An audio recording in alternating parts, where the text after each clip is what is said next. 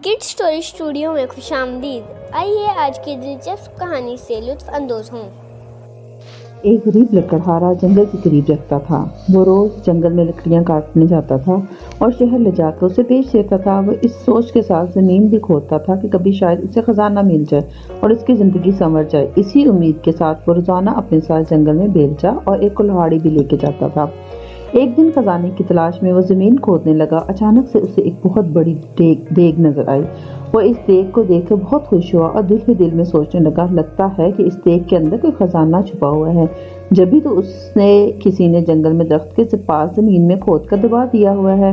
वो खुशी खुशी देग की तरफ बढ़ा और उसके अंदर जब उसने हाथ मार कर चेक किया तो देग बिल्कुल खाली थी। उसने गुस्से से देग को देखा और दरख्त के पीछे रख दी।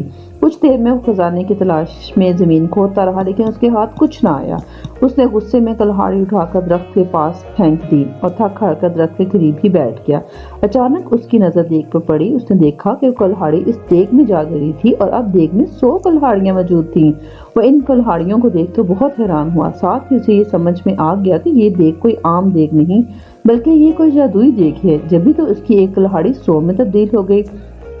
वो खुशी खुशी इस देग को उठाकर घर ले आया। लकड़हारे ने देग को एक कमरे में छुपा दिया। रात के वक्त उसने जादुई देग को दोबारा आजमाने के लिए इसमें आम डाला। थोड़ी देर बाद उसने देखा तो देग में 100 आम मौजूद थे।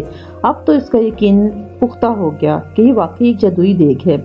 जादुई देग में सोने के सिक्के वगैरह निकालकर उन्हें बेचता रहा और अमीर हो गया। अमीर होने के बावजूद वो दूसरे गरीबों की मदद करता था। अगर उसके पास कोई गरीब शख्स आता तो उसको कभी खाली हाथ न लौटाता था। यही वजह थी कि वो मुल्क भर में अपनी सखावत की वजह से मशहूर हो गया। अचानक अमीर हो जाने की वजह से और जादुई देग की कहानी हर जगह फैल गई। इस मुल्क के बादशाह के पास भी इस जादुई देग की खबर पहुंची।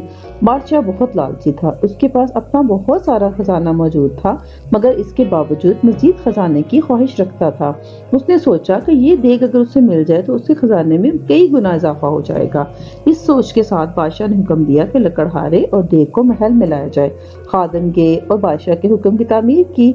लकड़हारे को देग समेत पकड़कर महल में ले आए। लकड़हारे से बादशाह ने वो देग ले ली और इसका मुआयना करने लगा। अचानक वो एक कदम ना संभाल सका और उसका पांव देग में जा पड़ा। अब जादुई देग की वजह से उसमें से 100 बादशाह निकल आए। एक जैसे 100 बादशाह में किसने से एक असली बादशाह था, बाकी तो जादुई थे। तो सब देग के हसूल और लालच की वजह से एक दूसरे से लड़ने लगे। यूं सब ने एक दूसरे को जादुई देग के लालच में कत्ल कर दिया। यूं उन लालच की वजह से असल बादशाह खुद भी ना जिंदा रहा। लकड़हारे ने खामोशी से अपनी जादुई देग उठाई, उसे लेकर अपने घर चल दिया। प्यारे बच्चों, जादुई देग की कहानी से हमें ये सबक मिलता है कि लालच करना बुरी बात है। अगर किसी के पास आपसे ज्यादा अच्छी चीज मौजूद हो तो आप उससे हसद ना करें, बल्कि जो कुछ आपके अपने पास मौजूद है उस पर शुक्र अदा करें।